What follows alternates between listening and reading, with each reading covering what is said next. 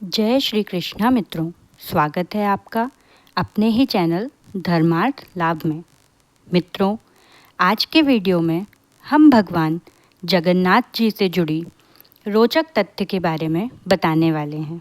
मित्रों, ज्येष्ठ मास की पूर्णिमा तिथि जिस दिन हमारे भगवान जगन्नाथ जी का इस धरातल पर प्रादुर्भाव हुआ था, ज्येष्ठ मास की पूर्णिमा तिथि को भगवान जगन्नाथ की स्नान यात्रा के नाम से जाना जाता है। वर्ष में सिर्फ एक बार इसी दिन भगवान जगन्नाथ जी का महाअभिषेक करवाया जाता है और इस दिन भगवान जगन्नाथ, देवी सुभद्रा और बलदाऊ जी को एक अनोखा श्रृंगार किया जाता है जिसे गजवेश के नाम से जाना जाता है। तो चलिए जगन्नाथ जी के स्नान यात्रा से संबंधित एक सुंदर और मधुर कथा का श्रवण करते हैं। यदि ये कथा अच्छी लगे तो ऐसे ही अन्य रोचक एवं धार्मिक कथाएं सुनने के लिए इस चैनल को सब्सक्राइब अवश्य कर दीजिए एवं वीडियो को लाइक भी कर दीजिए। तो चलिए आज की कथा यात्रा आरंभ करते हैं। द्वारिका के महल में आज रानियों के भवन में कुछ विशेष चहल पहल हो रही थी और उसका कारण था कि आज माता रोहिणी भगवान श्री कृष्ण की सभी रानियों को कुछ रोचक रहस्य बताने वाली थीं। भगवान श्री कृष्ण और बलदाऊ जी तो पहले ही अपने राज्य के कार्य के लिए सुधर्मा भवन में चले गए थे और इसलिए अब महल में सारी रानियां अकेली थीं और यही तो वह समय था जो उन सभी ने विशेषकर चुना था जब भगवान श्री कृष्ण यहाँ उपस्थित ना हों और तब वे सब माता रोहिणी से भगवान की वृंदावन लीलाओं को सुनाएं तो आखिर वो दिन आ गया जब भगवान श्री कृष्ण की सभी रानियां माता रोहिणी से ये जान लेना चाहती थीं कि वृंदावन में ऐसा क्या हुआ था जिसे भगवान श्री कृष्ण आज भी भूल नहीं पाए थे और आज भी कई बार रात्रि में वृंदावन की गोपियों को, वहाँ के ग्वाल वालों को नींद में पुकारते रहते हैं और कई बार तो उनके विरह में रोते भी हैं। सभी रानियां ये सोचकर दुखी रहती थीं कि हम भगवान की दिन रात इतनी सेवा करते हैं, फिर भी हमारे स्वामी वृंदावन को ही याद क्यों करते रहते हैं। और आज इसी रहस्य पे से पर्दा उठने वाला था। भगवान श्री कृष्ण की सभी रानियां एक बड़े से कक्ष में एकत्रित हो गईं। माता रोहिणी को बीच में एक सुंदर से आसन पर बैठाया गया। माता रोहिणी इस बात को सुनिश्चित करना चाहती थीं कि जब रानियों को वृंदावन की कथा सुनाई जाए तब गलती से भी भगवान श्री कृष्ण और बलदाऊ वहाँ न आए। इसलिए इस कड़ी सुरक्षा की जिम्मेदारी सौंपी गई सुभद्रा जी को। सुभद्रा जी भी इसे अपना सौभाग्य समझते हुए अपने दोनों हाथों को फैलाकर कक्ष के द्वार पर खड़ी हो गईं। आखिर उनकी पहरेदारी में कृष्ण और बलराम अंदर आने की चेष्टा तो नहीं कर सकते। तो बस सारी तैयारियां हो चुकी थीं और अब माता रोहिणी ने भगवान श्री कृष्ण की वृंदावन की लीलाओं को कहना शुरू किया। सुभद्रा जी भी इन लीलाओं को सुन भी रही थीं और साथ ही पहरा भी दे रही थीं। अब भगवान की वृंदावन में की गई लीलाएं थीं ही इतनी सुंदर कि सुभद्रा मैया खुद ही भूल गईं कि उनका कार्य बाहर से आने वाले को रोकना था और दैव इच्छा से उसी समय कृष्ण और बलराम अचानक वहां पहुंचे। अब सुभद्रा जी तो स्वयं इस कृष्ण रस की धारा में बह गई थीं। उन्हें पता ही नहीं चला कि कब उनके दोनों भाई वहां आ गए। जब कृष्ण और बलराम ने देखा कि माता रोहिणी उनकी वृंदावन की लीलाओं का वर्णन कर रही हैं, तो सुभद्रा जी के एक तरफ कृष्ण और एक तरफ बलराम खड़े हो गए और इस कथा सरिता का अमृतपान करने लगे। सुभद्रा जी के साथ अब कृष्ण और बलराम भी वृंदावन की मानसिक यात्रा पर निकल पड़े। माता रोहिणी की भावनाओं से भरी इन कथाओं को सुनकर श्री कृष्ण और बलराम को लगा कि मानो वे वृंदावन पहुंच गए हैं। उनकी बाल चेतना जाने लगी। उन दोनों को वृंदावन से विरह का इतना ज़्यादा अनुभव होने लगा कि उनके शरीर के अंग शिथिल पड़कर अंदर की ओर संकुचित होने लगे। उनके नेत्र इस दृश्य को पुनः देखने के लिए विशाल हो गए और इस प्रकार वृंदावन विरह में आंसू बहाते हुए वृंदावन की कथाओं को सुनते हुए श्री कृष्ण, बलराम और सुभद्रा जी के स्वरूप कुछ अलग ही हो गए।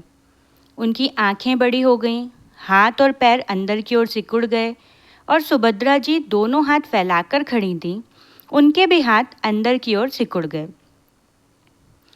दैव इच्छा से उसी क्षण नारद मुनि विहार करते हुए वहां आ गए। भगवान श्री कृष्ण का ऐसा मनोहारी रूप उन्होंने कभी नहीं देखा था। वे विचार करने लगे कि आखिर ये वही द्वारिका नगरी है और मेरे प्रभु भी वही हैं।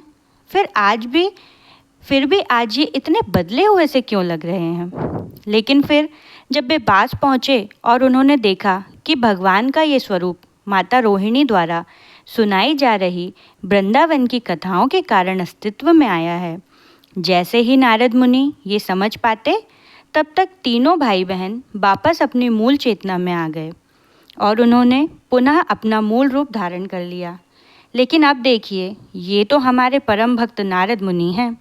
उन्होंने भगवान से बहुत प्रार्थना की और कहा कि उनके इस मनोहारी स्वरूप का दर्शन संपूर्ण जगत को होना चाहिए और अपने भक्त की इच्छा को भगवान मना नहीं कर सकते।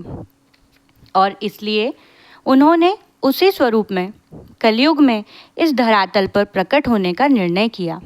और ये स्वरूप हमारे प्रिय भगवान कृष्ण जी, बलराम जी और सुभद्रा मैया जी, हाँ, जगन्नाथ जी का ये स्वरूप ना तो अपूर्ण है और ना ही अमान्य।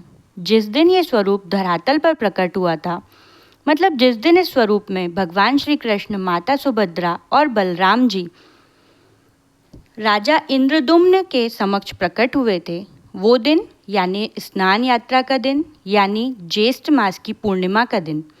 इसी दिन भगवान राजा इंद्रदुम्न के सामने प्रकट हुए थे और उन्होंने आदेश देते हुए कहते हैं, हे राजा, ज्येष्ठ मास की पूर्णिमा तिथि मेरी जन्म तिथि है। उस दिन तुम मेरे महास्नान की तैयारी करवाओ। जाओ, सिंधु के किनारे पर जो अक्षय वट है, उसके ठीक उत्तर दिशा में सभी तीर्थों से पूरित जल युक्त एक कुआं है और वो रेत से ढका हुआ है। अपने सैनिकों से कहो उसकी खोज करें और उसके जल से विधि विधान पूर्वक मेरे महास्नान की तैयारी करवाओ।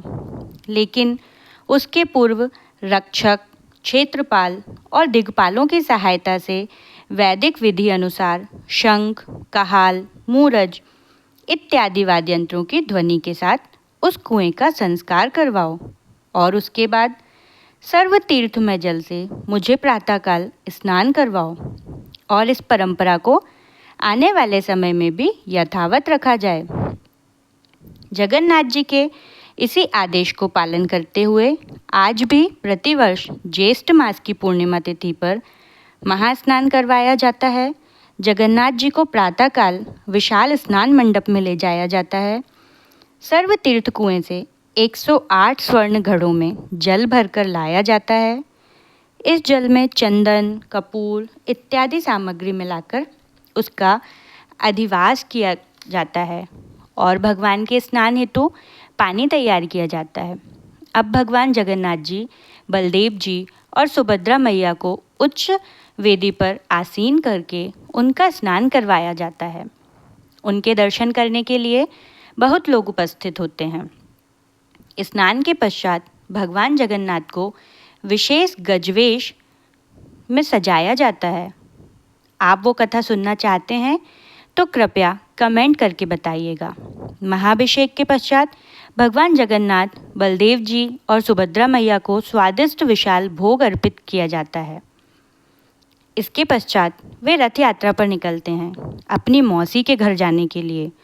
पुरी में जगन्नाथ भगवान के मंदिर से रथ यात्रा से उनकी मौसी के घर पहुंचते हुए उस मंदिर को गुंडिचा मंदिर के नाम से जाना जाता है, जो एक उड़िया शब्द है। और बस फिर क्या, शीतल जल में इतना स्नान करने के बाद, इतनी भारी मात्रा में भोग ग्रहण करने के बाद और रथ यात्रा के पश्चात भगवान जगन्नाथ 15 दिनों के लिए बीमार पड़ जाते हैं। इस समय को अनावसर कहा जाता है, जिसमें जगन्नाथ जी को बीमारी से ठीक करने के लिए कड़वी दवाइयाँ और काढ़ा पिलाया जाता है। फिर 15 दिनों पश्चात जैसे ही वे ठीक होते हैं तो रथ यात्रा पर भ्रमण करते हुए वापस अपने मंदिर आ जाते हैं।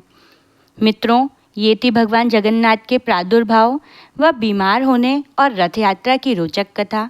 यदि आप और भी रोचक कथाओं को ऐसे ही सुनना चाहते हैं तो कृपया इस चैनल को सब्सक्राइब जरूर कर दें एवं वीडियो में एक लाइक जरूर कर दें तथा कथा कैसी लगी ये हमें कमेंट करके ज़रूर बताएं। जय जगन्नाथ।